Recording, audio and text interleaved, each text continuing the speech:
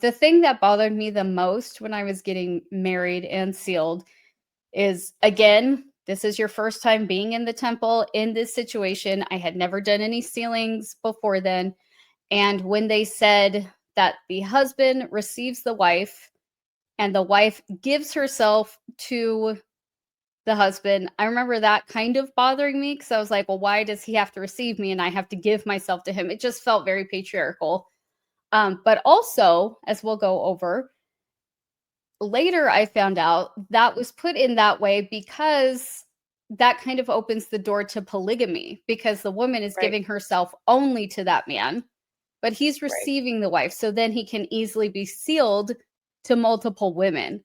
So, I mean, once again, showing that the women are treated just as property and commodities to make babies, and the men get to be the strong priesthood holders that brings the women to God. Yeah. So stupid. Yeah. I hate that for all of us, especially for you. I hate that for you. Hi, everyone. I'm Megan. And I'm Kirsten. And together we are Ex Mormon Snark. We are trading our testimonies for truth bombs. And we are spilling all the Mormon tea and coffee and tobacco and alcohol. And today we are talking about the super trending topic of the Mormon wedding ceremony. Temple wedding. Yes. We're going to be talking about the exact words in the wedding ceremony of the temple. So if that's not something that you want to have revealed to you today, then you might want to move to the next episode. But I mean, the wedding ceremony is just another part of the covenant plan, the covenant path. The covenant path. Sorry. My bad. It's another covenant that you're making with God and with your spouse, because in Mormon doctrine, without the sealing covenant, you can't get into the highest level of the celestial kingdom. That's right. So no heaven for you. No top Mormon heaven for you if you haven't been sealed to a temple-worthy member of the LDS Church. Yes. Which is one of the reasons why LDS people do these ordinances for their dead ancestors as well, because they believe that even if their dead ancestors were like super good people and they're getting into heaven, they can't get to the highest level of Mormon heaven without having these ordinances performed on their behalf. Correct. And so we'll get more into that as well. But also I want to give the disclaimer at the beginning of this that I was never sealed to a worthy priesthood holder. Because I did not get married in the temple. I got married in a Mormon chapel, which is not typically done, but my former spouse was not a faithful member of the church. So so we got married in a chapel, and then the hope was that he would join the church, become temple worthy, and then that we would go and be sealed in the temple. And he did get baptized, but never went through the temple. And so good for him. I never got that blood. Yeah, good for him. That's the one thing I will say that I love for him. But that was a source of shame throughout my entire life, that I was never sealed in the temple to a worthy priesthood holder. And I remember an ex-member of my bishopric, not that he left the church, but that he went on to another calling after he was in the bishopric. I remember him saying to me after I got divorced, well, now maybe you're going to have the opportunity to be married, to be sealed in the temple after all. That's like the worst thing you can say to someone when they're just getting divorced. It's like, well, sorry your old marriage didn't work, but hey, now maybe you'll really be righteous. Maybe you'll get a real marriage now. I am so sorry that someone said that too. Doesn't surprise me, unfortunately. Well, but he wasn't really sorry. Yeah, and he wasn't the only person to allude to that during my divorce time. And I did really try. I dated some Mormon guys. I even dated some Mormon men who were actual men. I went to many. I don't know how that happened. I went to many single adult activities. I tried to go to a single adult dance once, and it turned out that it had been on a Friday and I thought it was on the Saturday. So I got all dressed and I like did my mental preparation and everything. And I drove to the super out of the way steak center where it was going to be. And I got there and the parking lot was empty. And I was like, oh, thank God. And then I looked back at the flyer and I was like, oh, it was on Friday and not today. I'm like, oh my gosh, I felt like I had dodged a bullet, to be honest with you. You 100% did. We really need to do a full episode just on youth dances. And you never went to single adult dances. I did. Yeah, I've never been married in the temple. So this is mostly going to be Kirsten's experience because she is the only one of the two of us who actually has been married in the temple and went through that ceremony. Yay. And it is a little traumatic. And so I want to just have everybody give all the love and support to Kirsten because this is hard to do. It's hard to go back and revisit that trauma. Yeah. Yeah. That's supposed to be a really great day. And it was not for several reasons. Spoiler alert, there is a moment I'll talk about when I was sitting in the sealing room and literally was like, oh, we're going to get divorced. But like sitting in the sealing room and all my temple clothes in front of all of my family, I couldn't be like, I've changed my mind, is how it felt. And but I do think it's important to expose like the temple ceremony and the experience of someone going through that whole ceremony, especially as a woman, because it's very much like you are the little wifey and, you know, it's just bizarre. You'll see. Yeah. And it's hard because, I mean, if you live in the Utah area and you drive by any temple on any given day, you could see, you know, couples out there taking pictures in front of the temple. And that's a big deal. And I feel like that's what the general public sees. They see the temples as, oh, that's where people do special ceremonies like weddings. And they have this image in their mind of like the beautiful wedding ceremony that, you know, we as women get fed the wedding dream from a very young age. And so we all have a picture in our mind of how we think it's going to go. And a temple wedding is not that. And even my oldest daughter's wedding, who was married in a temple, it was not that. So we should probably start. And this is kind of why we have done things in the order that you would do them as a Mormon, because as a Mormon woman, unless you go on a mission, you're going through the endowment ceremony or the main temple ceremony is a lead up to your temple wedding. And a lot of people do that on the same day, which I cannot imagine. That would be a long day. It would be, really that would be a lot to take in on one day, and especially on your wedding day. Yeah. But my daughter went through the temple for her mission and then got married when she got back from her mission a while after she got back. So we, thank goodness, didn't have to do that all on the same day. And I think I remember you saying yours was like a week before your wedding. Mine was like 2 weeks before. I went through the temple on April 21st. And then I got married on May 2nd. So it was like 2 weeks difference. Yeah. So you had some time to sit with the weirdness of the ceremony before your actual wedding day. Technically, but it was like wedding preparations were occupying my mind and I was working and things like that. So although technically, yes, I rolled around in my head a lot. And I remember like taking out my temple clothes and looking at them because, I mean, that's another thing. You get married in your temple clothes. So the weird hats, the weird aprons, all of those things, that's what you wore on during your wedding ceremony. So I remember like taking them all out and being like horrified that that's what I had to wear to get married. And I mean, all of that secrecy, you know, there's no rehearsal. There's no like rehearsal dinner. There's none. I mean, maybe some people have it, but you don't get to practice and go in the temple and practice your wedding. So when you go in there and you're kneeling at the altar, which I didn't know I was supposed to do either, it's all a brand new experience that you're doing in front of all these people with eyes watching you. And I had so many people invited to my wedding that were temple worthy. I had to be in the largest sealing room. So it was a lot of people, Were you including my what? boss at the time, my current Oh, boss, all of my family, all of his family, members of my ward. Yeah, like it was crazy. so what temple were you sealed in?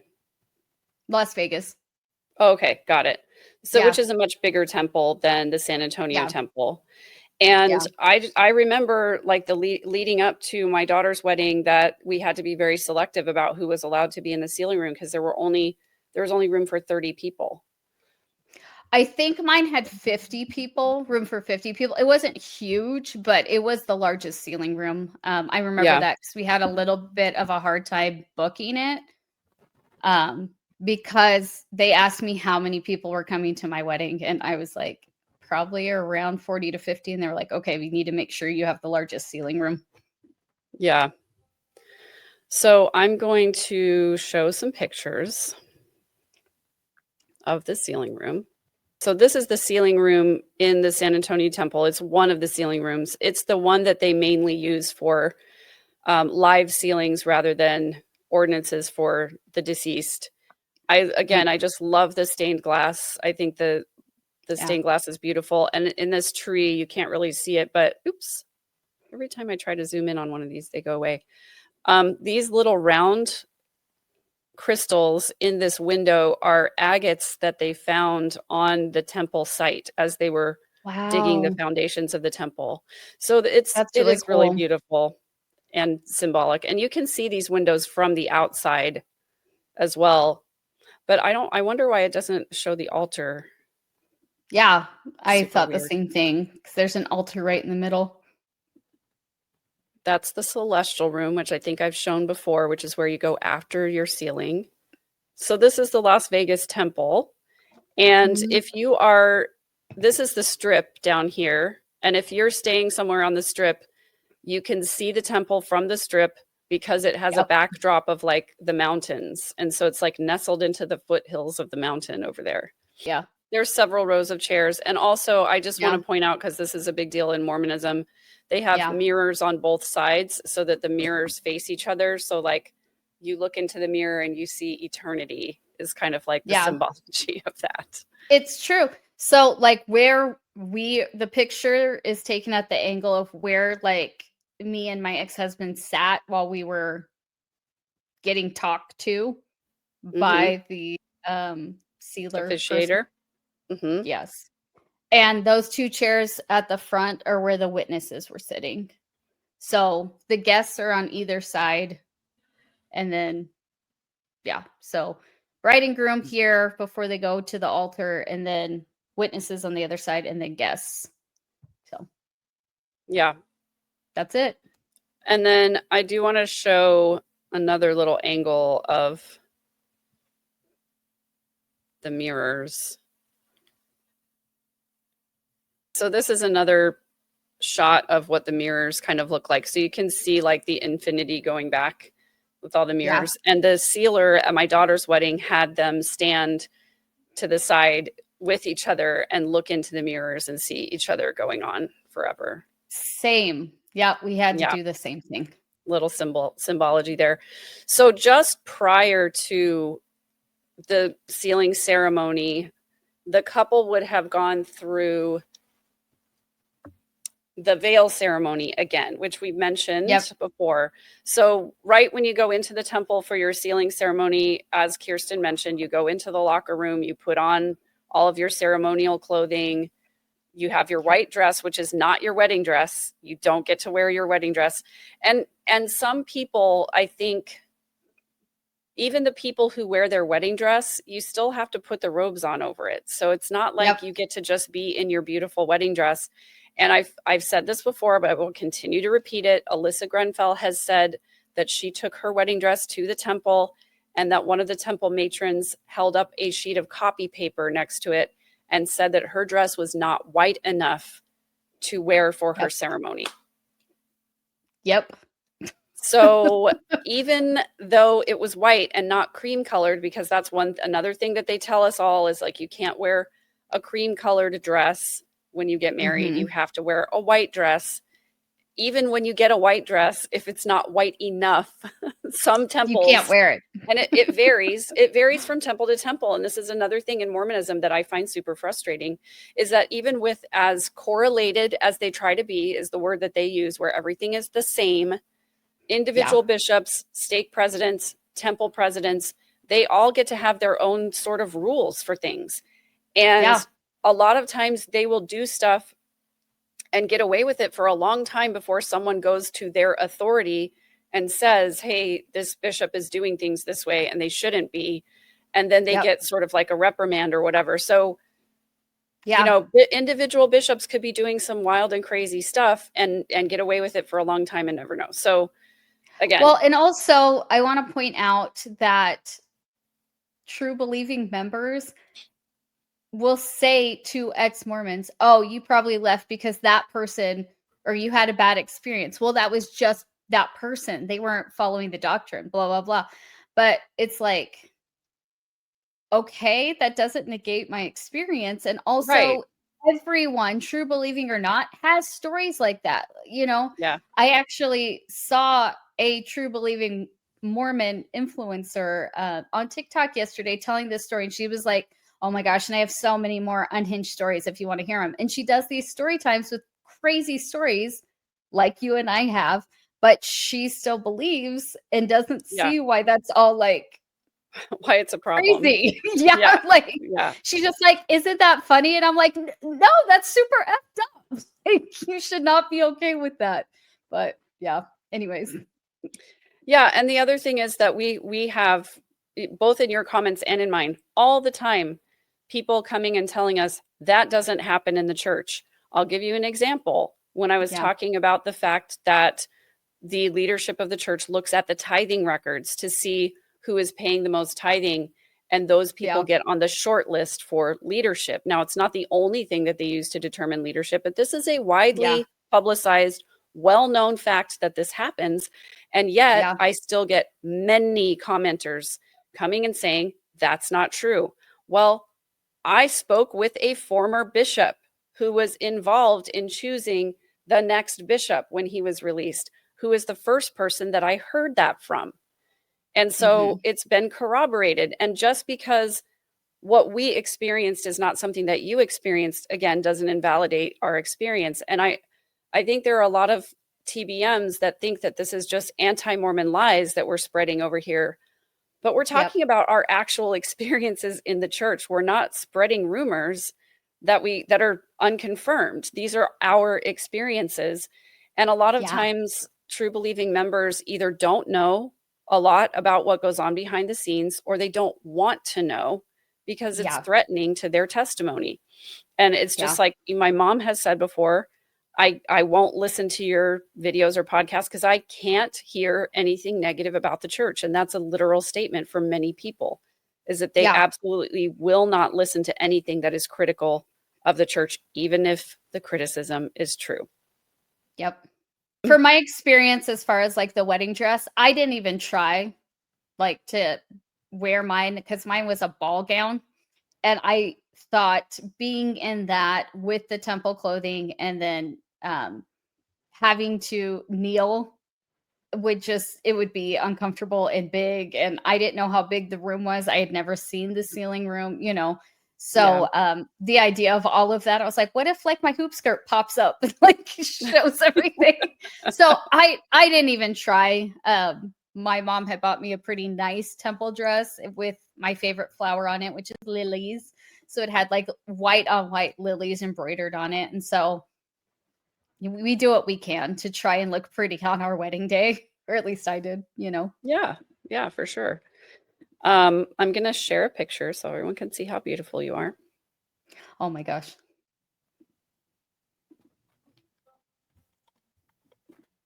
Aw, look how beautiful.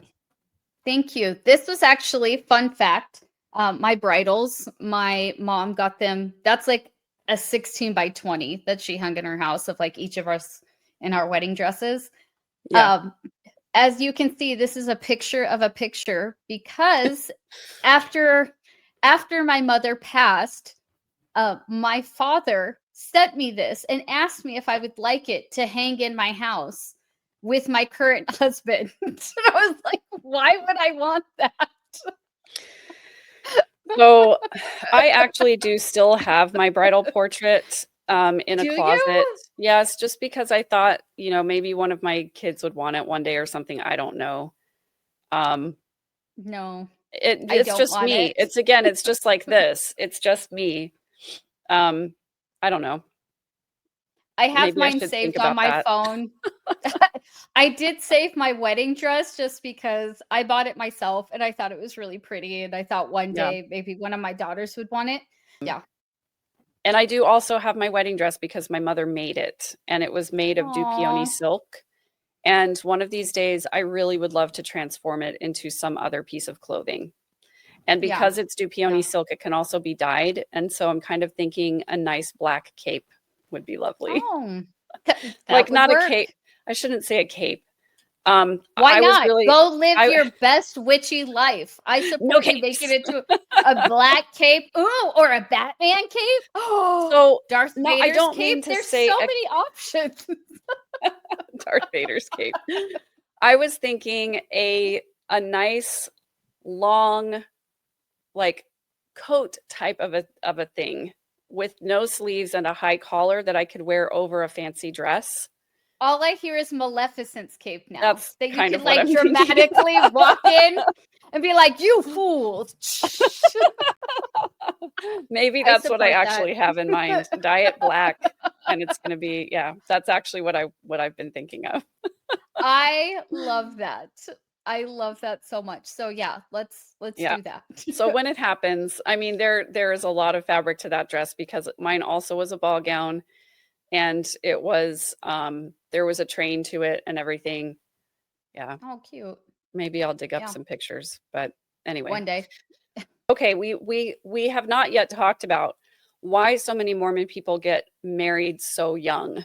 And I feel like there's an obvious answer to it, but I'm Yes. also interested to hear your take. And my obvious answer is you can't have sex before you get married, and the hormones are Correct. raging. And so the kids are like, and also there's just this overemphasis on if you find a worthy member to have a relationship with, you should just get married because as Yeah. long as you're both temple worthy, everything else will work out. It doesn't matter if you don't have a lot in common, all of that kind Yep. of stuff. And I do remember being told that you should not turn down a proposal from a worthy temple holder. I don't think I was ever told that, but one thing I do remember at BYU, there were many devotionals talking about finding your spouse. And since you're at BYU, there's so many options. And there was a We quote, I believe do it was by, go ahead, I'm sorry. no, I'm sorry, I interrupted you, but we used to call BYU the marriage factory. I mean, that was just Oh, yeah. really what it was. Like you go to BYU to find a husband, pretty much. Yes. Not pretty much. That's like what the main thing is shoved down your throat. Yeah. Um, I had so many people, I talked about things I heard while dating at BYU. There were people literally that I someone told me that they were staying and getting their master's degree because they had promised themselves they wouldn't leave BYU until they met their spouse. So I don't know if they had gotten a blessing that said that or that was just their own personal revelation. I don't know. But I'm like, good for you for getting an education, but I hate that that's the reason, you Right. know? Right. Um yeah, so it was just shoved down our throat. And there was a quote, like I said, I believe by President Kimball, Spencer W. Kimball, for those who want to fact check me, you can. I don't know. I believe it was by President Kimball, though, saying that you can basically marry anybody. Like you could be compatible with anybody as long as you both were temple recommend worthy. If you had two worthy people who wanted to make a marriage work, you could under any Yeah. circumstance. So Right. it really didn't matter who you married. Right. And I was told that all of the time. at BYU. And I was like, I don't know if that is true, but I think that's because I witnessed my parents' marriage. It was so bad. There was infidelity Yeah. from my dad and, verbal and financial and all sorts of things, abuse situations. And I remember thinking like, is it all going to work out? Or are you just torturing yourself for 40 years, or whatever? Yes. Yeah. And I feel like that's very much the mindset. And I know that's why my parents are still together as well, because they have this belief that like, as long as they're both temple worthy, they can work out anything.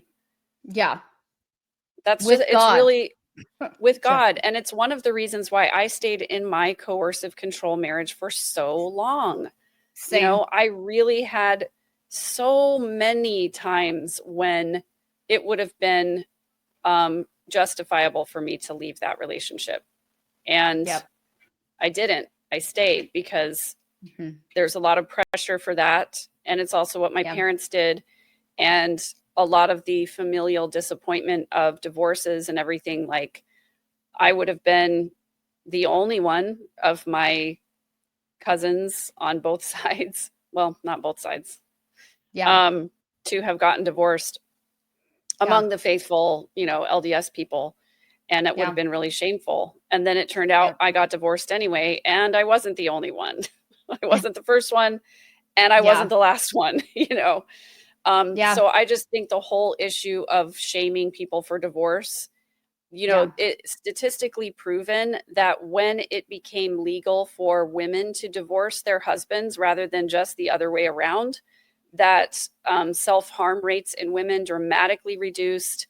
Women being unalived by their partners dramatically reduced. Domestic violence dramatically reduced. And so divorce is a good thing. It's a necessary thing. And if the relationship is not healthy for both of you, then you should end it. The end. Correct. And, in fact, one of my daughters decided to get divorced, and I supported her 100% because I'm like, if it's not healthy, you do not need to stay in that relationship no matter what. So that's the way I feel about it. And I just hope if you're out there and you have stayed in a relationship too long, I'm here supporting you to do the thing that is the most loving for yourself. Yeah. Don't go and sit in the celestial room and think that you're going to get an answer about it. Cause I spent a lot of time in that room thinking that. I did too. I mean, also one thing I got a lot, which I'm sure isn't the same thing or advice you got since you hadn't been sealed to your ex-husband, but I got a lot of shame in that. Like, if you get divorced, you're technically still sealed to them. So why, are you going through that? Or you're breaking up a family when you're still sealed in eternity. So you're just trying to have like mortal comfort is what I was told. Oof. Wow. Yeah. And I was like, oh, okay. And I do think that kind of stuck with me for a long time, a very long time when I stayed in my relationship. But going back to like people getting married very young, you and I both know this. The men, as they're coming home from their mission in their exit interview, so the last interview they have with their mission president or stake president or whatever, I'm sure in all of those, they're told their job now is to go home and find a wife. And that is like their only priority. Their only priority. Yeah. Right. Like, and sure, I'm sure they don't school. just, as long as you're looking for a wife. Exactly. Yeah. Get your education as long as your number one priority is finding a wife. So if that is all they're thinking about, as soon as they find someone who's pretty and checks the boxes, they're going to sweep them up. And I believe they use their priesthood authority as a way to try to get the girls to listen to them or marry them or whatever. Like, I was on a date with the guy, second date, and he was like, I really need you to pray about marrying me because I've had the confirmation we are supposed to get married. And I laughed because you guys know how I am. And I laughed in his face. And he was like, that just goes to show you're not spiritual enough. And I was like, that goes to show that you didn't receive correct personal revelation. And That went over really well. You might want to check that answer again. It was I, the wrong one. and I mean, I was just like, you've got to be freaking kidding me. And I'm not trying to brag right now, guys, but I guess me saying that it is kind of a humble brag. I was proposed to 4 times at BYU. And I was like, what?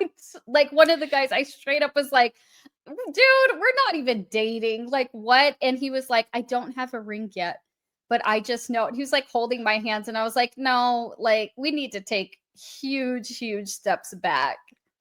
No, like, this is not a thing. And I think I bruised his ego so badly. We only went on like 2 more dates, and then he ghosted me.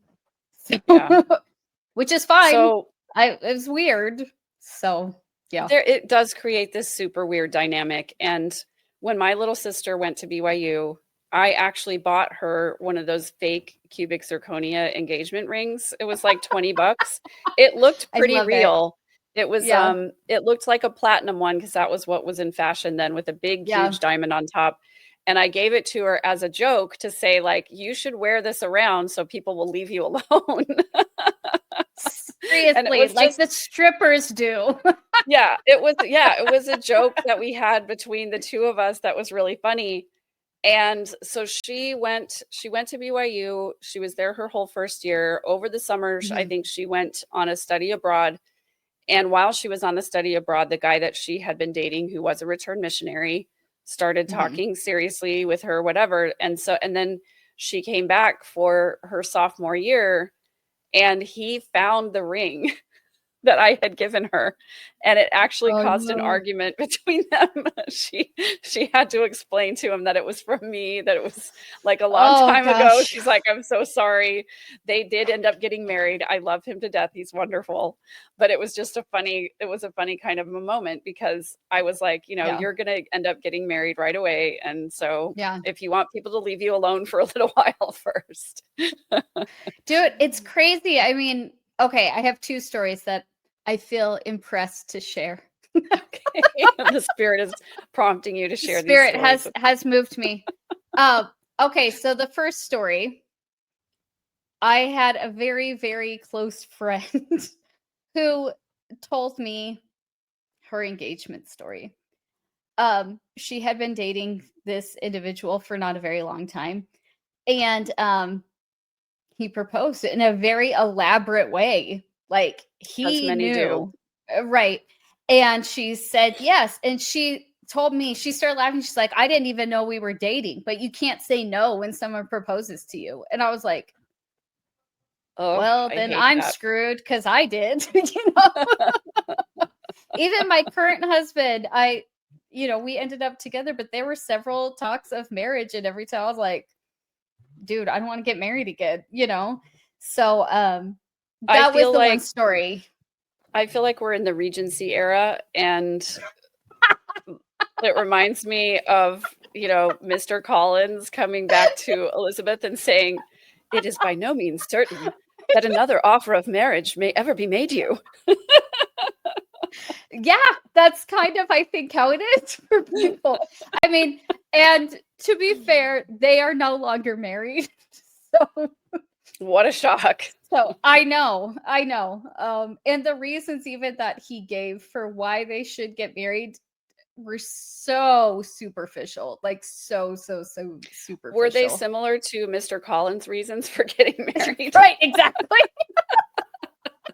I feel it is my duty uh, to set the example right. for my parishioners.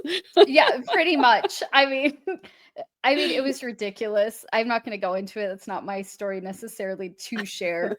And I do talk to them still. So, the other one I want to share is my parents' actually engagement. Um, they were at BYU.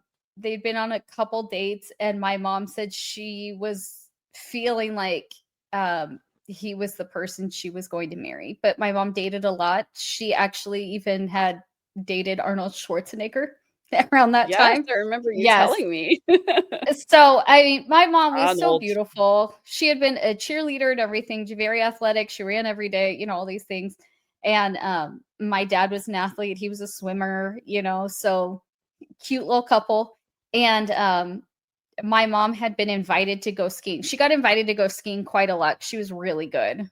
That's actually where she met Arnold, was on the ski slopes. Oh, Yeah. nice. And she didn't have a lot of money. She didn't come from a wealthy family. And so how she would go skiing is she would date these rich guys and they'd take her skiing all the time. She would openly admit that, she's like, get in the right crowd, So she had been invited skiing or boating. She was an avid water skier too. She could solo ski really, really well. So she got invited to go out with this group of guys, and she told my dad, she was like, well, what should I tell them? Because she didn't really know if they were exclusive.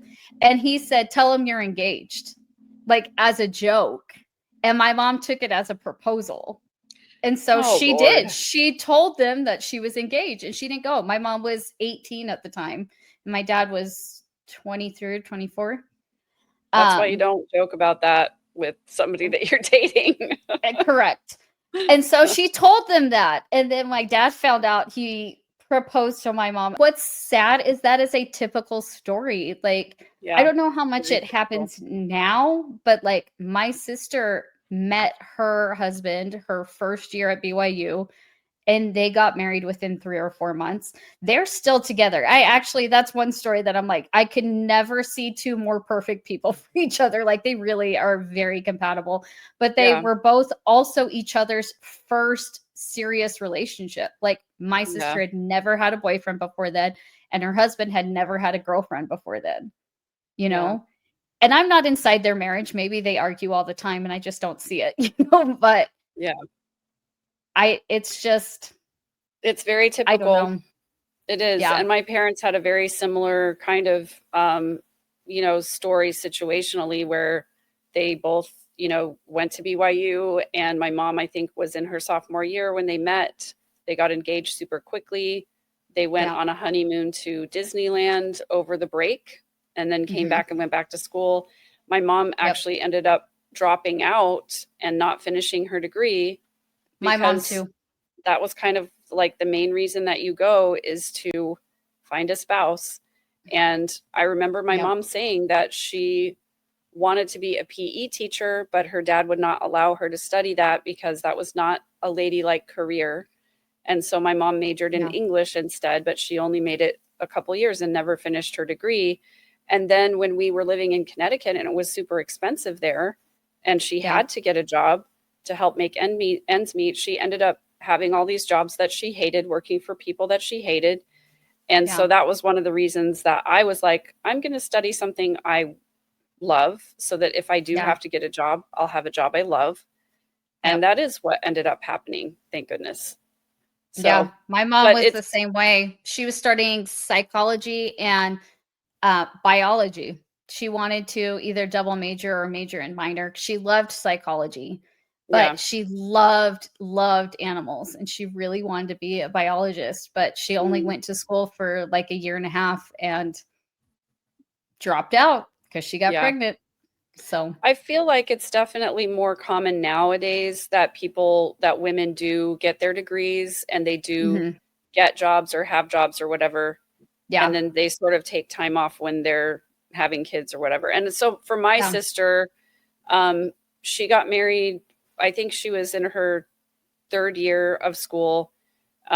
She did end up finishing, but she also got pregnant before she finished. And, Mhm. that was like a burden to bring the baby everywhere and juggle class Mhm. and all that kind of stuff. And I sort of did the same thing. And then Yeah. she didn't work outside the home at all. And Mhm. now that her kids are all older, she's going back to get her master's in um, social work. Good for her. Social work? Anyway, I can't remember what In the little letters something. are. She's gonna be a therapist. She's working, or she's in the College of Marriage and Family Science at BYU, Uh-huh. studying specifically the intersection of LGBTQ issues and the church. And I'm super glad she's doing that because I Wow. want more compassionate people in that area. Me too. So Yeah. All anyway, right. it's very, very typical for marriage to be the pinnacle of Mormonism. And then Yeah. as you sort of touched on, for the woman, and we'll get into this a little bit later as we go through the language, but for the woman, if you do decide to get divorced, Yeah. canceling a sealing is a whole topic, and Yep. it used to be super uncommon. And so what Yep. used to happen if you got a divorce is that you as a woman were still sealed to your husband that you were originally married to, and he Yep. can go on and get multiple sealings to other women. Yeah. He can have a third, fourth, fifth marriage and get sealed to all those women. But if you Yep. get married for a second time, you cannot be sealed to that second spouse. And then when you get to heaven, you still belong to that original spouse, Yep. you and all your kids. You can get married in the temple though, because I had an aunt that did that. Yes. You can get She married got in the married, temple, just not sealed. you just can't get sealed. So Yeah. yeah. Yeah. So we should go to the actual language of the sealing ceremony. So we previously talked about you get to the temple, Yep. whether you're in your wedding dress or not, you put on all the ceremonial clothing. So you have on your veil, your apron, your sash, what's it called? The little robe that goes over half the shoulder. And you Yep. go into the sealing room and you Yep. sit together as a couple, and the person Yep. officiating gives you some advice and counsel before the Correct. actual ceremony is performed. Kirsten, do you want to talk Correct. about the advice you Sure. received from the sealer? Yeah, it was long too. It was like 20 minutes. Oh, It's not like a short, like bearing their testimony. Ours was long. yeah. I felt like maybe it was shorter than that. And I just remember feeling like it was really long, but I do think it was really long. Because even my mom had commented on how it was longer than other ones she had been in. Yeah. But they talked about like keeping your covenants and any marriage could work, blah, blah, blah. Talked about like sharing talents with each other, making sure we started our family right away, not to put it off. Yep. Although one thing I did think was odd, and my mom actually brought it up later, is that he did say sometimes marriages don't work out. Oh, Yeah. And I was like, that's what? interesting. Right. And so I'm like, was he feeling the spirit that my ex-husband didn't want to be there? Because he did talk about, how sometimes marriages don't work out, but that doesn't mean like you're bad people, basically. And Wow. that, yeah, by being sealed, that guaranteed like our children were born into the covenant. And that's a really important thing to also remember. Yeah. Um, and I remember sitting in there and thinking like, okay, this is weird. It all felt very weird. Okay. I love your stargazer lilies because I had Thank those you. too in my wedding bouquet. They were my That's my favorite. favorite. I have a tattoo of one, but Oh, yeah. yay. I love that all these dresses, as you can see, were very modest. Yes. They were very Because, sparkly. I wish it showed up better in the pictures. It had like the sparkly thread throughout. So they oh, were like yeah. sparkly. I thought they were really cute. Kirsten, I know that Yeah. you know this, but our audience probably doesn't know that modest is hottest. Modest is nobody would know that this is hottest. Yeah. That's what they told us, anyways. This was us coming out of the temple. This is the doors of the temple. Um, I remember feeling just very glad it was all done. So after the sealing, you have to go and like change into your wedding dress and put away all of your garbage clothes. And my You ex-husband mean changed into ceremonial his suit. clothing? Sure. Okay. my This is my family. Um so it's my brother-in-law, my sister, me and my ex-husband, my mom, my dad, and then my sister on the end. My older sister was not yet married. So it was just her. The classic cultural hall floor, gym basketball court floor, and like the folding panels in the background of the Mormon church. Yes, I wish I had more pictures of it because I really tried to do my best. You can see like the fake tree behind me with little twinkle lights in it. Yeah. I borrowed a bunch from like different friends and things to line the walls because I was trying to cover up the nasty cultural walls. Yeah. But yeah, and then I tried with what I had. You did great. I'm just saying, like, it's a very typical thing for a lot of Mormon people to have their reception in the church building, and you can't use the chapel because the chapel is, the sacred sacrament space. And so Right. almost every Mormon chapel has a cultural hall, is what they call it, but it's a gym. It's a There's a basketball court. wooden basketball court with the basketball hoops. Usually they have like the ones that go up and down, so you can at least put them up so that they're not fully present. But not every chapel does have that. But it's very common for people to have their receptions at a chapel. My sister did. Yeah, and I remember my ex-husband's groomsmen, I think most of them, if not all of them, were not members of the church, and they like razzed us so hard. They were making fun of us for they're like, oh, is this a basketball court? And I was like, yeah, you guys are jerks, My reception was at my mother's house, at my parents' house, and all of her Relief Society friends helped with the food and the flowers and the cake and all of that. So that's pretty typical Mormon stuff. It was originally ours was supposed to be at my ex-mother-in-law's house. They have a really nice house. But she didn't like me after a while. So we had like done all the planning to do it at their house. And then she like pulled the plug kind of last minute. That's really rude. So, well, I mean, she doesn't like me still. So whatever. I feel like rich Mormons, usually have a venue of some kind. Yes. But my family has never been that. Oh, you're so young. I was 24. I was an old Mormon. Yeah, you were an old maid, basically. It's probably because you said no to all those proposals. I couldn't marry all those weirdos. Yeah. So anyway, those pictures just, the modesty and being in there, that kind of gives you an idea of my wedding day. But so we got the advice from the sealer, telling us basically that it was okay to get divorced. I don't know if he could tell on my ex-husband's face he didn't want to be there. That was my impression. But I don't know. The two witnesses were my dad and my ex-husband's grandfather. And come to find out later that at least my dad, I have confirmation and proof he was not a worthy person at that time to be in the temple. Yeah. So that was another thing. Like when I found out about stuff my dad was doing, that was one of my first concerns, was that my sealing was like not valid because he had been the witness and signed the temple paperwork and stuff for my wedding. So I was really upset about that. But so after you get all this advice, you go to the altar and you kneel across the altar. You take your hands in the patriarchal grip. And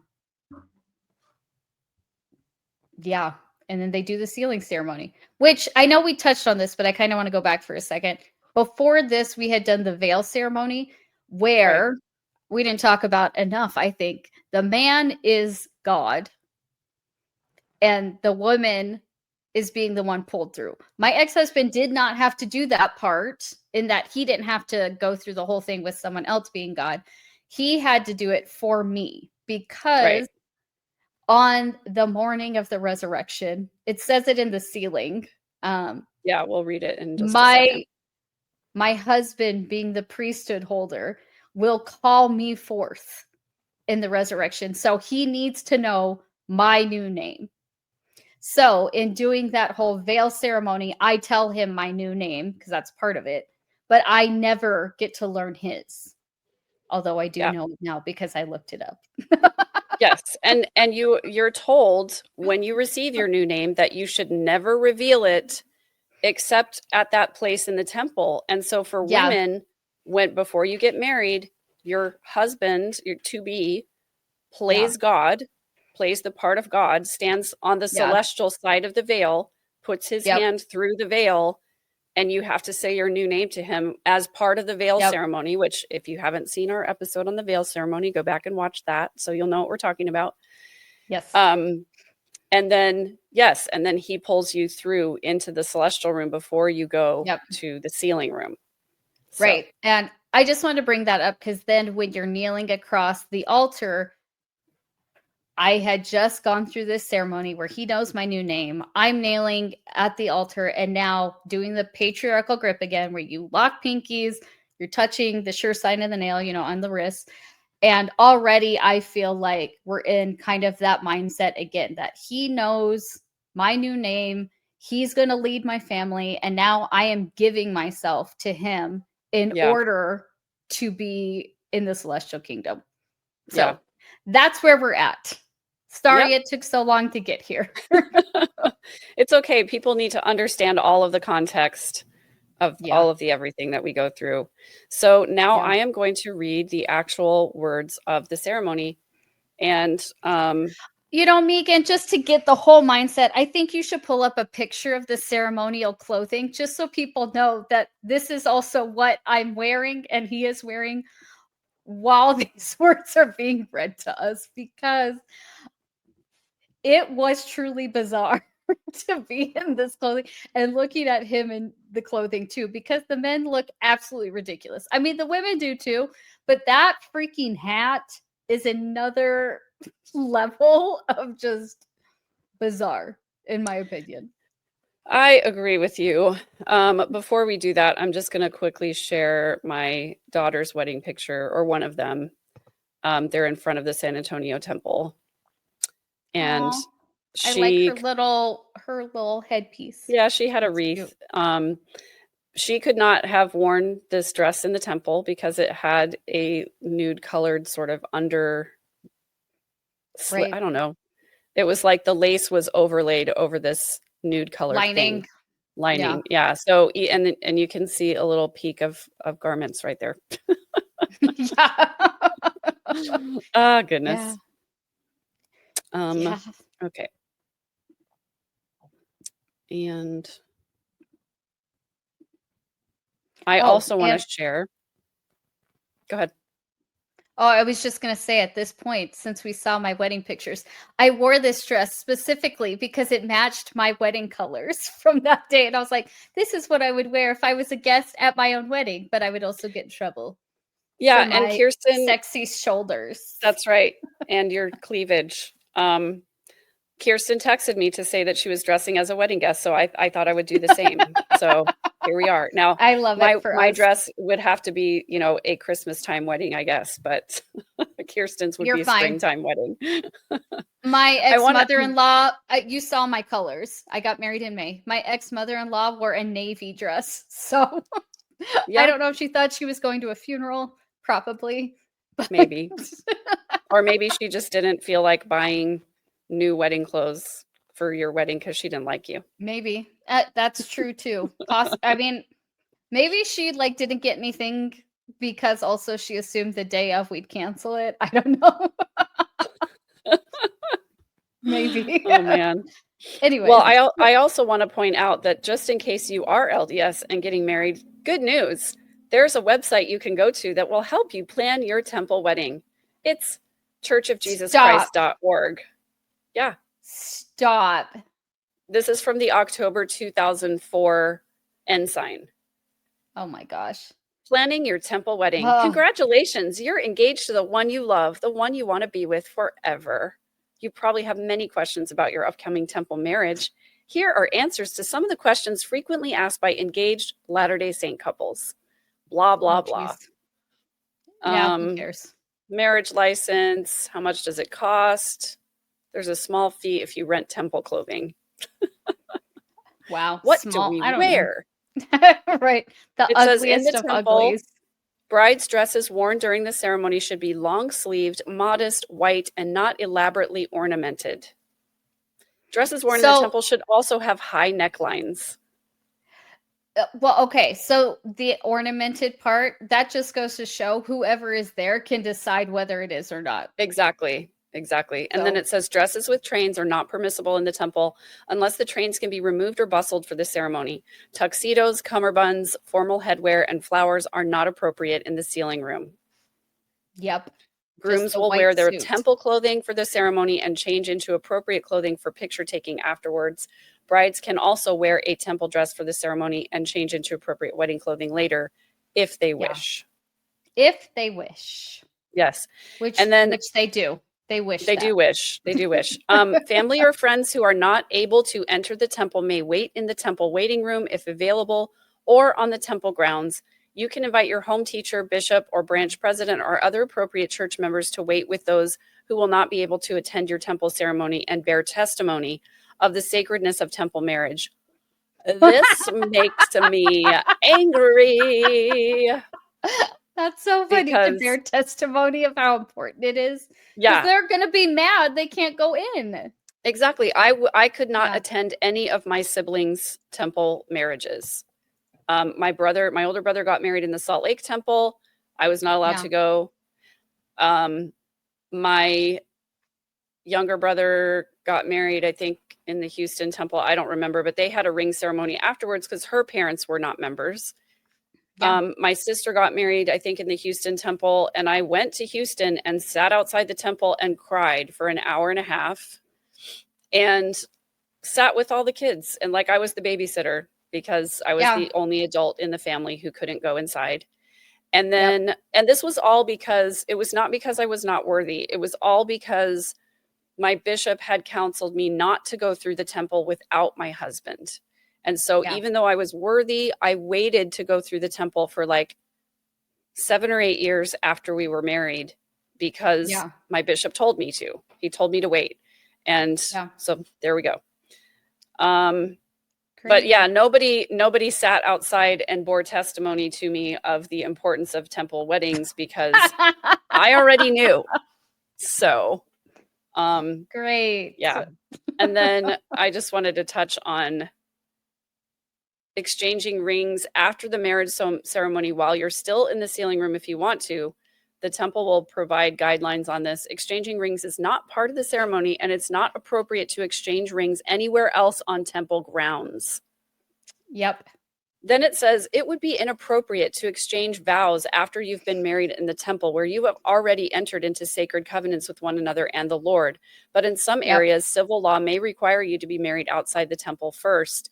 And I will say, like, my daughter had a whole ring ceremony / vow ceremony all ready to go at her reception because her dad was not obviously going to be in the temple with her. And so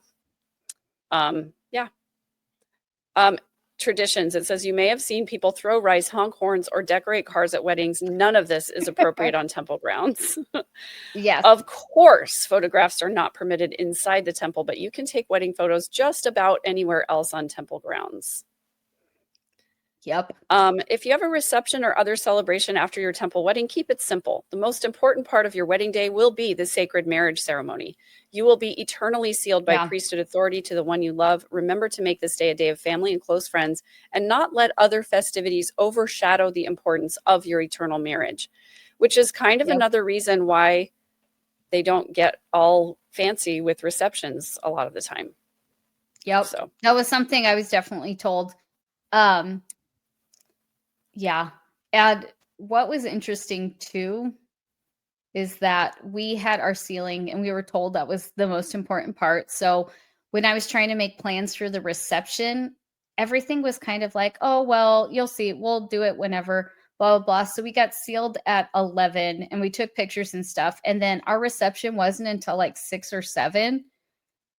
And so I remember like pushing everything really quickly through. I was like, okay, get the food. Okay, cut the cake. And my ex was really frustrated with me for pushing everything so quickly. But I had been up since like 4 a.m. and I was so tired. And so we didn't have toasts. We had music and stuff. Me and him did a first dance, and then I did a dance with my dad. He didn't even dance with his mom, and nobody really danced at all because it was very much like eat, do your thing, cut the cake, and go. Like, I think him and I left at like 8 or 8:30.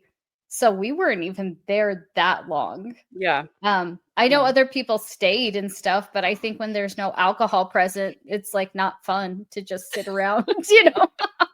And that's probably the reason a lot of people don't Yeah. dance either, is because people need a little help sometimes to feel Getting the courage. free enough, yes, to get up there and dance in front of everyone.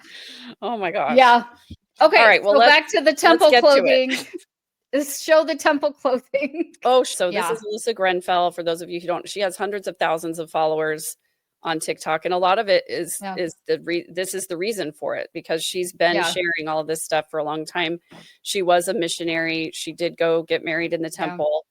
And so here she is putting on all of her temple clothing, which we don't still have because I burned mine. And I gave mine back to my mom. Yep. I was But there like, she "Here, is enjoy." putting on the robe. There's the apron with the fig leaves on it. And Yeah. then there's the sash, which Yep. she's got her robe on the right shoulder. So she's Yep. not ready to officiate in the Melchizedek priesthood yet. Right. And this is okay. So a lot of women before it changed had this veil that was super funny looking with the ruffle on the top right there. My Yeah. veil was like a normal veil, but Oh, no, this is, like, exactly what mine looked like.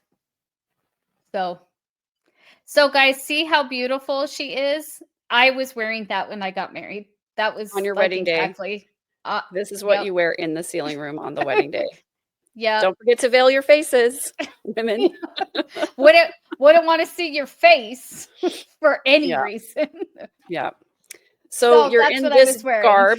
Yep. You go into Yeah. the room that we showed you before. You kneel across, or no, first you're sitting in the chairs while you get the And advice, but for this ceremony, you kneel across the altar. right, and do the patriarchal grip, but I was gonna say also with the mirror showing into eternity and you can see yourself, I was like, "This is horrifying." Yeah. Yeah. So, Yeah. yeah. All right, Megan, Okay. now we have finally gotten to the actual verbiage of the ceremony. So here it is. Brother Brown, do you take Sister Brown? Oh, take Sister Smith, I guess, by the right hand. No, wait. They use their What? full name. They say your full name. Oh, they do? Mhm. Oh, okay. Yeah. Steve Brown, do you take Melissa Smith by the right hand and receive her unto yourself to be your lawful and wedded wife for time and all eternity, with a covenant and promise that you will observe and keep all the laws, rites, and ordinances pertaining to this holy order of matrimony in the new and everlasting covenant. And this you do in the presence of God, angels, and these witnesses of your own free will and choice. I would be like, I'm sorry, I'm going to need you to go back and repeat some of that, because that's the longest run-on sentence I've heard since I read a Hemingway novel. Yeah. Can we please? So you're Repeat asking a that. lot of things over here. Okay. So Yeah. that's a lot. Then the groom says yes. Yeah. Yes. Then they say, Melissa Smith, do you take Steve Brown by the right hand and give yourself to him to be his lawful and wedded wife, and for him to be your lawful and wedded husband for time and all eternity, with a covenant and a promise that you will observe and keep all the laws, rites, and ordinances pertaining to this holy order of matrimony in the new and everlasting covenant. And this you do in the presence of God, angels, and these witnesses of your own free will and choice. And she says, yes.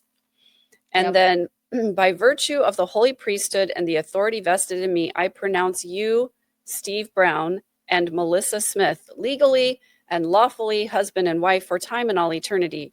And I seal upon you the blessings of the holy resurrection, with power to come forth in the morning of the first resurrection, clothed in glory, immortality, and eternal lives. And I seal upon you the blessings of kingdoms, thrones, principalities, powers, dominions, and exaltations, with all the blessings of Abraham, Isaac, and Jacob, and say unto you, be fruitful and multiply and replenish the earth, that you may have joy and rejoicing in the day of our Lord Jesus Christ. All these blessings together with all the blessings appertaining unto the new and everlasting covenant, I seal upon you by virtue of the holy priesthood through your faithfulness, in the name of the Father and of the Son and of the Holy Ghost. Amen. And everybody, there were only 2 sentences in that paragraph. Yep. So I remember when we were doing this, my ex-husband said yes, and the sealer didn't hear him, and he was like, "What was that?" And he's like, yes," and it was really awkward. Yikes. Yeah, and I was like, "Oh gosh, here we are." Yeah. I also want to point out that the guests can wear whatever they want. Well, they have to wear like church clothing. So Sunday. like you're going to church, right? Right. So Right. you're the only people in that get up. Yeah. So that's also really special. Although there was one couple in my ceiling, my ex-husband's aunt and uncle came early and did a session together. So they actually were still in their full getup. Wowzers. Well, it made it even more awkward, I felt like, because like everybody else was in normal clothing and they were in theirs and we were in ours, and we were just like, okay. It just felt it's weird. The whole thing is weird. And then that was it. So they read all of that, and I was like, okay, so he receives me, I give myself to him, which we already symbolically did at the veil. Yeah. And so we were like sitting there like, okay, what now? And then they said, you can share a kiss over the altar if you would like to. And we did. That's not weird or anything. Well, and still in the patriarchal grip. So it was super weird. And we did like the smallest little peck because I think both of us were like, awkward. Okay, yeah. So we did like the tiniest little peck, and they can't like clap or anything. So it was just like we kiss and it's like dead silent. And everybody's like, right, exactly. And then we just sit there and then we like stand up, and they said, okay, you can like stand here while everyone exits. And afterwards, you can go to the celestial room if you'd like to. So we like greeted all of our guests as they walked out while we're still in our weird clothing. I can't emphasize this enough. We're in this weird clothing and everyone's coming up and hugging us and stuff. And they all walked out. My boss, like I said, was there, and he put like $500 in my ex's pocket. He like handed it to him. And so that was weird too. Literally money exchanging in the temple. Money changing in the temple. Did he not come to the reception or not want to, or like, I don't know. That's kind of weird. I don't know. It was very weird. But at the same time, we were like, cool money, you know? So everybody walked out, and then we went to the celestial room. And I think my mom might have come. No, because you have to wear white clothing. She would have had to, she would have had to dress, at least put her white dress on. Yeah. Right. So she didn't. It was just me and my ex. And I remember we both stood there, and he was like, we did it. And I was like, yeah, we did it. And we stood there, and I was like, do you want to leave? And he was like, yeah. And we just like walked out. Oh man. Yeah. Like, I think you're supposed to like stand there and talk about the eternities or something. And both of us were like, so you want to go? And he was like, yeah, let's go. Yeah. We just walked out. You're supposed to stand there and talk about, when we have our own planet, I'm going to make an animal that has the neck of a giraffe and the head of a manatee. I used to say all of the time when I make my own planet, I was like, there will be no periods, menstruation. No, we're not doing that. We're not doing that.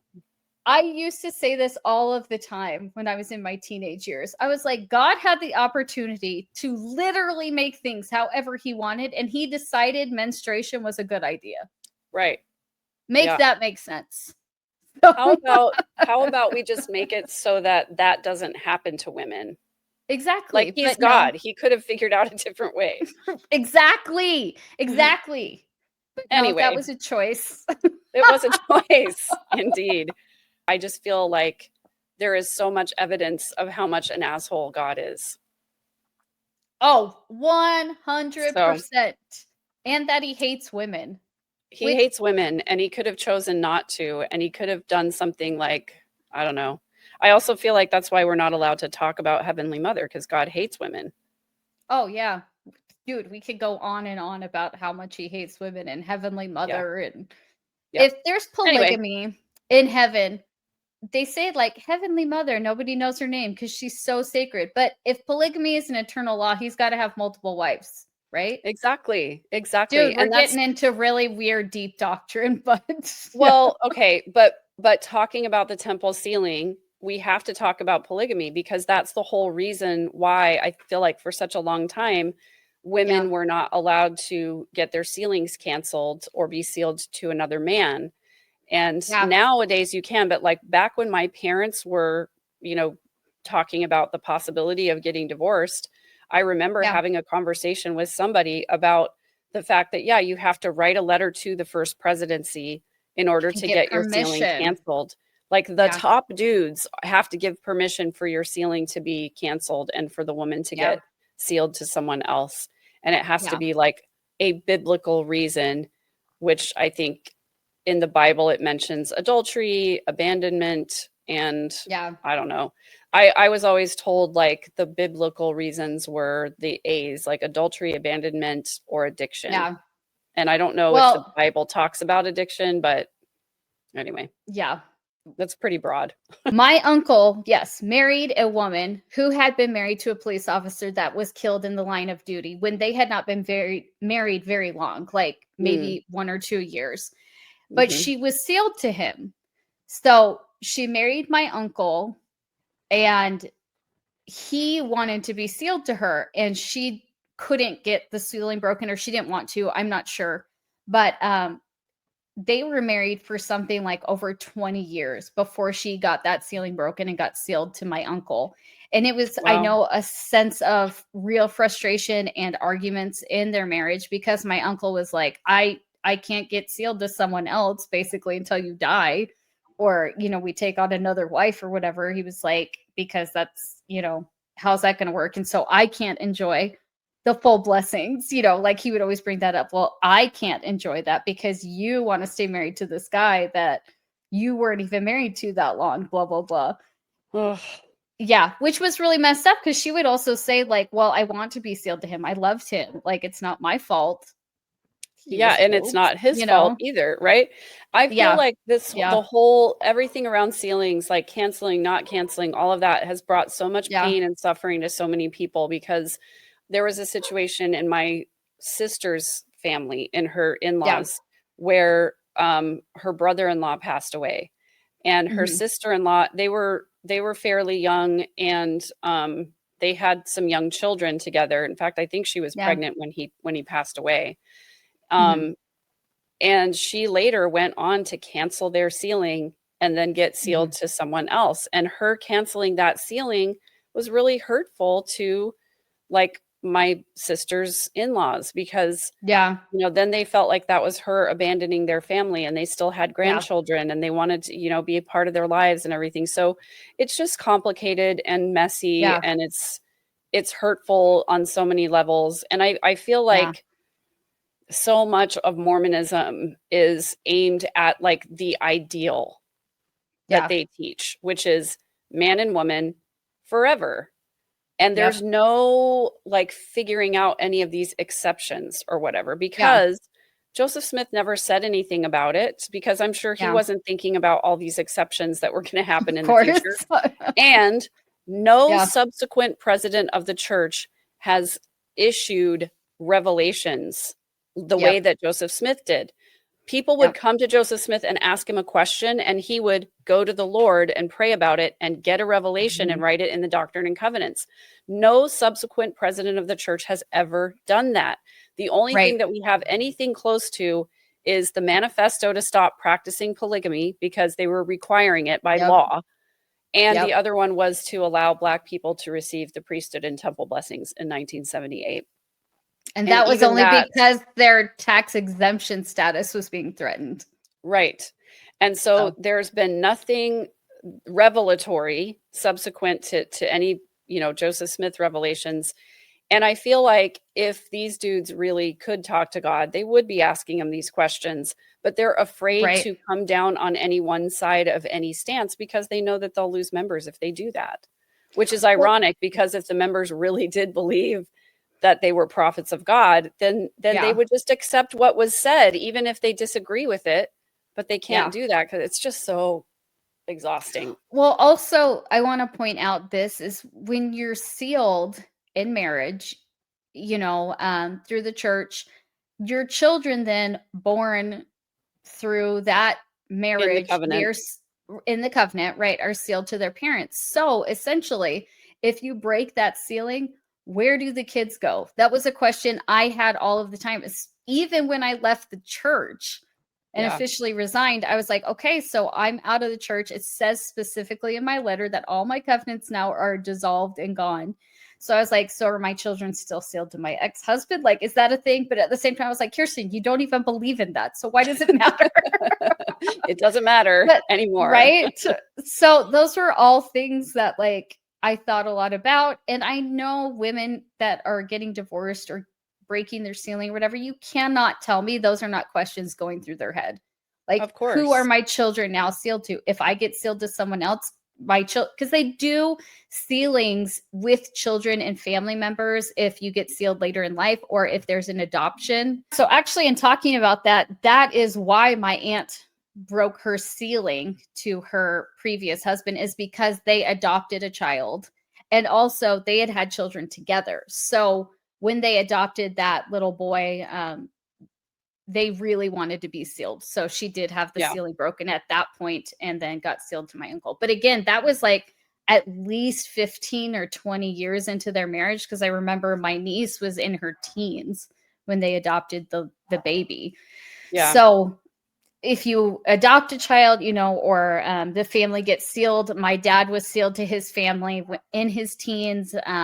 His dad, although going to church, hadn't been a temple worthy member. So they got sealed as a family when my dad was in his teens. So they do have a ceremony that seals the children to the parents. It's very Right. similar to the wedding ceremony. There's just an extra line that you name each of the children and like seal them to the family. Right. And I Which, remember thinking, yeah, like, I remember like wishing and hoping that we would be able to get sealed to my kids before they had to go through a worthiness interview, because I didn't yeah, want them to have to go through that. And then when my oldest son left when he was like 14, and yeah, I was really sad because I sort of gave up on this idea that like I was going to be sealed to my kids ever. And I remember asking, when I went through the temple, I remember asking my bishop, kind of already knew the answer, but I wanted to ask anyway, why can't I just get sealed to my kids? Because I'm faithful, I'm a faithful member. I'm going through the temple. I want to be yeah, sealed to my kids. And he was yeah, like, no, no, sister, the church is about whole families, yeah. not And partial families. it makes me so mad. But Yeah. I was told when I was going through my divorce basically that um it's a priesthood ordinance. And so without a priesthood holder in my Yeah. family, like that would be an issue. And I was like, but I'm worthy. Like I kept my covenants, blah, blah, blah. And they were like, but you're choosing to break up your family because I was the one that initiated the separation. Yeah.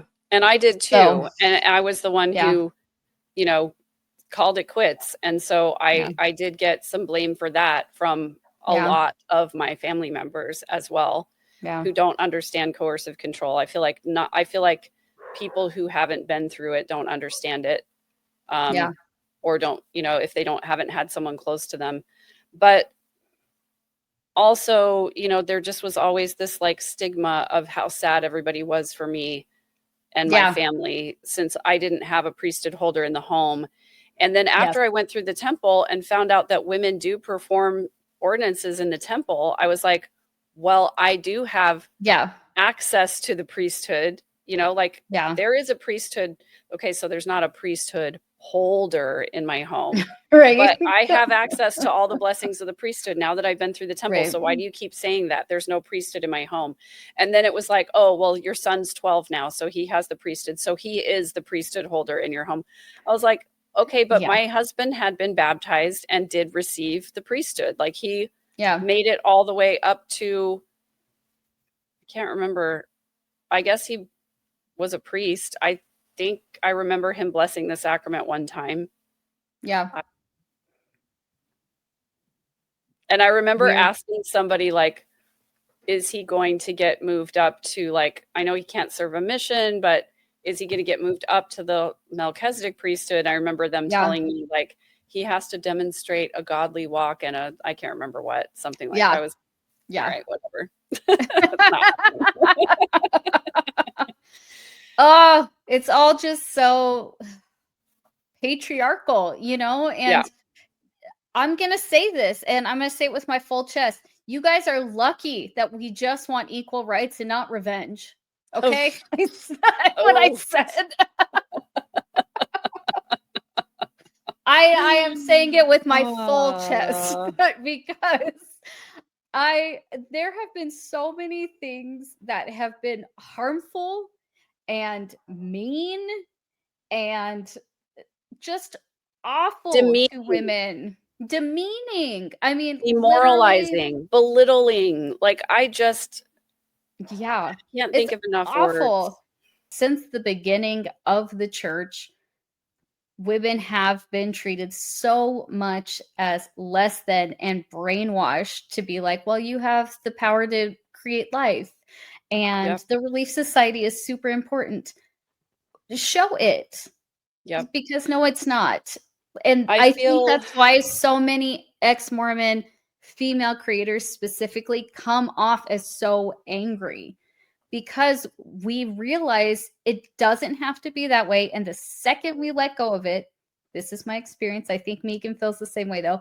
The second we forget about it, leave it, and realize how much power we have and how good that feels, we're mad. We missed out on so many opportunities to realize who we really are, to use our voice, to feel heard, loved, accepted, respected, and be who we really are. That, yeah, I'm mad about it. I'm mad. yeah, I am too. And anger is a healthy emotion. There's nothing wrong with it, but we get shamed for it all the time. And Yeah. especially as ex-Mormons, we get shamed by, they pull out the trope of the angry ex-Mormon. And, Yeah. I'm angry because I felt betrayed and I felt lied Yes. to. But I think one of the worst betrayals was me betraying myself and making myself smaller to fit into a system because I believed that was all I was allowed to be. Yeah. And coming out of that and realizing how much I silenced myself so that I Yes. could fit into this system made me angry all over again.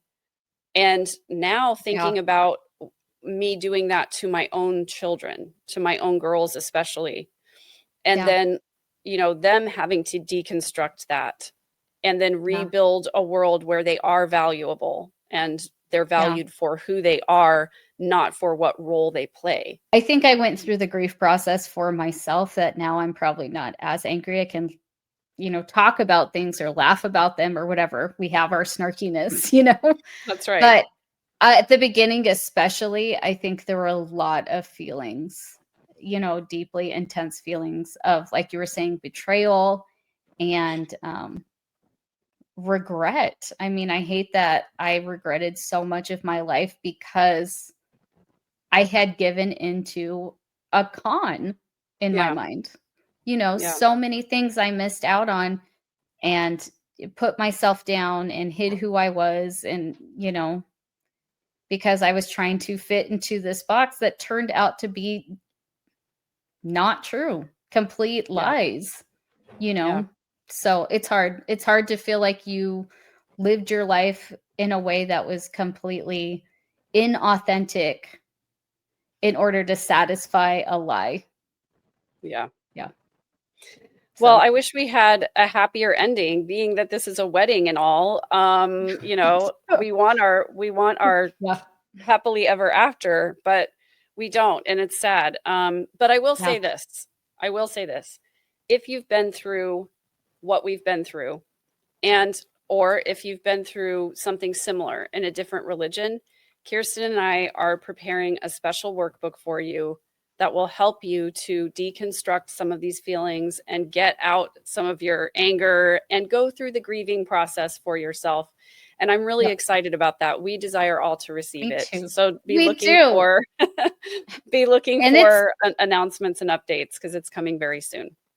it's really cute too, I have to say. I told Megan, I was like, "Oh, it's so cute." Yes, I love it. It's So, gonna be really exciting. I'm looking forward yeah, to sharing that with people because I think the journaling really helped me get through a lot of my, yep, process through a lot of my trauma, and I hope it's gonna help other people too. me too. I love Yeah. it. Thanks, Thanks, Megan. Sorry Kirsten. this was kind of everywhere, everything, everywhere, all at once, or whatever it's called. Yeah. That's Yeah. how it felt. This was kind of discombobulated. I appreciate those who have made it here. If you made it to the end, go ahead and put a little brighter groom or a cake in the Yes. comments and tell us you actually made it to the end, because you guys are the real ones. That's right. Exactly. And don't you feel great now, Kirsten? We have arrived at the end of the covenant path. Now all we have to We do have, is endure to the end for the rest of our lives. for the rest of our lives, endure to the end. Oh, but we made it. We made it. Yay. Yay. We And did it. now we can be completely good. Check the boxes. A-okay, Mormons. We checked all the boxes. I'm so proud of us. I know, right? All right. Thank Oh, you guys for being here. Oh, we do sorry. have one more, the second anointing, but that's a rabbit hole for another time. And So, that's just for the specials of specials who have money. that's And their right. friends. That's right. All right. We'll see you again very soon. Don't forget to join us for Family Night Live every Monday and an episode release every Thursday with members only Q&A after the episode. So if you're a member, thank you for supporting us, and we'll see you soon for a live Q&A. Bye. Bye.